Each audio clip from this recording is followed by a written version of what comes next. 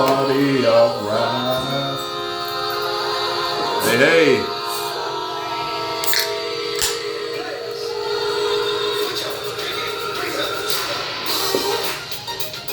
Hey, welcome back. Kind of bittersweet. The NBA 2025 championship has been decided. Congratulations to the Oklahoma City Thunder on a great game. Unfortunately, we did have an incident with Halliburton, but we'll talk about that in a second. But congrats to OKC on the big win. But before we jump into everything, I just want to say thank you to everyone. This is season 4, last episode of the season. Probably talked to you a little bit during the summer league and free agency and the draft. Draft will be Wednesday, so we may come back around, have a few conversations here and there. So keep watch. But this season 4 has been great, man. I want to thank you all. It's a lot of fun for me. I enjoy it. One, you know me, I enjoy basketball. I enjoy the game. I think this is, thank you, Josh Brown. This is a Lady Mean Streets AAU team shirt I got on today. Just love the game. I love talking about the game, hearing opinions, insights from all of you all. We talk about it on a regular basis. Like I said, we chat, we text, you leave comments, we call, we talk at the bar.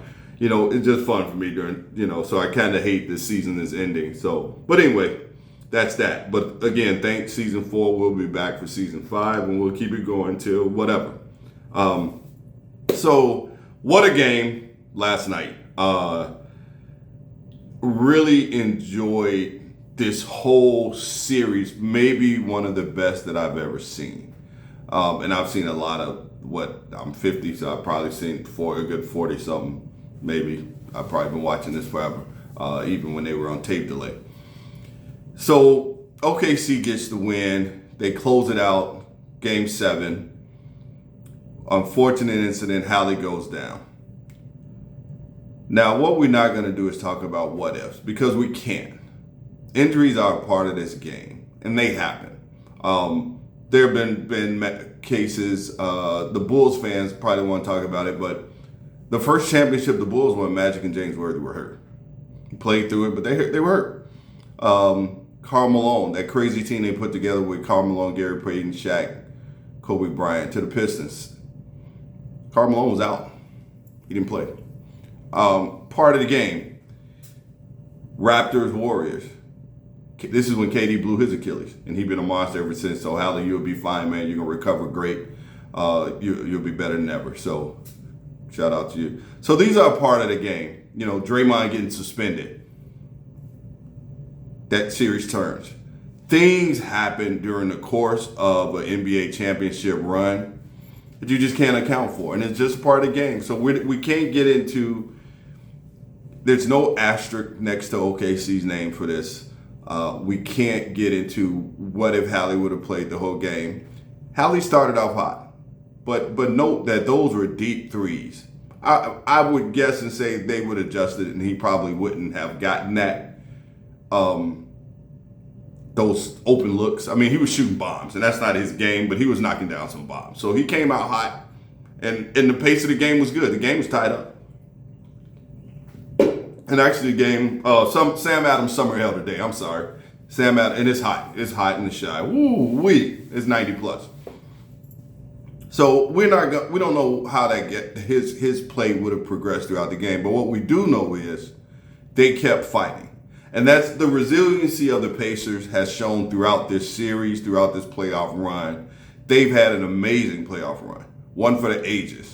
And they won't come back next year. Hallie is out. And I will talk a little bit about what they need to do in the offseason, at least so they can maintain a good presence for next season. But this game was close all the way to the third quarter. And it turned at about the 4-minute mark of the third quarter. OKC went on an 11-2 run, but Indiana kept this game. It was tied at 8:30. The game was tied in the third. They kept it within 4 through the third quarter. And then OKC went on that spurt, and you can see the defense picking up. We'll talk about the numbers, but the defense picked up. And OKC just went off. And once they took off, that was kind of a ball game. This game, even without Holly, this game was even. 3-point shooting, free throws, assists. Here's where things went wrong. TJ McConnell played a great game. The offense flows differently, but he had 7 turnovers. The team had 23. There was one point, and you could see this is where the wheels start falling off. If you ever play basketball, there's one place you do not want to get caught or trapped on the basketball court. Directly over half court in the corner. They caught McConnell in that corner, and it was like all three guys jumped over there, got the turnover, turned into a layup, and that's when the wheels started falling off for the Pacers. They had 23 turnovers that turned into 32 points. That was a ball game. And that's been the theme throughout this series. Whichever team creates the turnovers and turn those turnovers into points, that team has won the game. If we look at all 7 games, that's been the MO. And that's what happened. Like, they were in this game, even without Holly. They were in this game, but then they started getting loosey-goosey with the ball. They weren't protecting it. Turnovers, points, OKC went off. And once they got that lead, you could see it. They felt it. The stadium was electric. They weren't going to lose that game. Shea went off, MVP. He scored 29. I think Williams gave him 20. Chet gave him 15. We didn't get what we thought we'd see out of Siakam. He had 18. Mathurin came through big. Mathurin stepped up at 24. Even with the turnovers, TJ had like 16. Obi Toppin went missing. He had a great series. He shot a goose egg yesterday. Not sure what happened. Part of the game, man. He didn't come through. It was zero. He was like 0 for 5. Couldn't get the 3. And that's the floor of the game. Now, what I want to talk about, why that's important. Indiana's going to have to address point guard issue for next year because they're going to need somebody to fill in. I don't think the combination of TJ McConnell and Nembhard can sustain an 82-game period. They're really going to have to go find a point guard on the market. They're going to have to make a move to get them a decent point guard. There's some guys out there you could get that can kind of help you hold this down till Hallie gets back. But that was the game in a nutshell. I mean, it was amazing. It was an amazing game. OKC did what they had to do. They took advantage of the situation. Like, your player goes down. Yes, they felt for him, but they also knew they had a job to do. And you could see it in the second half. They turned the defense up.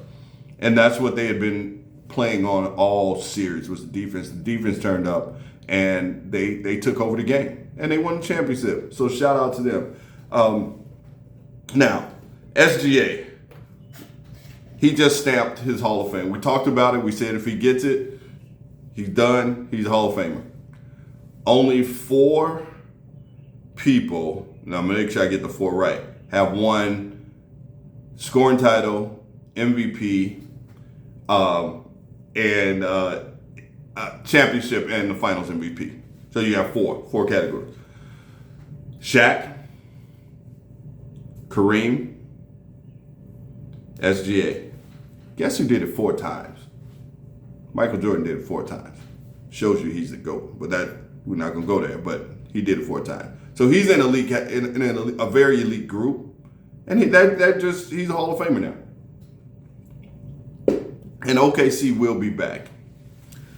So there we go. The season's over. I'm gonna talk to you about this trade thing real quick. We're gonna wrap it up. KD to the Rockets. Didn't see this. Well, he said he had 3 destinations: the Spurs, the Heat, and the Rockets. Now, there was an opportunity earlier this year to go to Golden State. Was interested to bring him back. He said no, he didn't want to go, so Golden State stopped. Apparently, the same thing happened with Minnesota. He said he didn't want to go play there. Minnesota stopped pursuing the trade. So he got what he wanted. He had 3 teams, and he picked the Rockets again, the Rockets, Heat, and Spurs. And the Rockets gave up what may have just been whatever they could get. So they received Jalen Green, Dylan Brooks, the number 10 pick in Wednesday drafts, and 5 second-round picks. Phoenix is a mess right now. Now, initially I thought this was a good trade because you got Jalen Green and Dylan Brooks. You got talent, but you don't have the right pieces. Like Phoenix they have about 7 guards. If I can just think off the top of that roster, now you got Book, you got Bill, you got what's his name from Phoenix went to Duke, from Milwaukee they went to Duke. Now you add Jalen Green, Dylan Brooks. I don't know what they're gonna do in Phoenix. Ant brought it up. They should probably try to get rid of Book. Initially I said no, but you might want to just trade Book and start over. See what you can get for him coming into the draft. See if you can get some more picks and just start building. Bradley Beal holding him hostage. He has a no trade clause, so he's not going anywhere until he feels like it.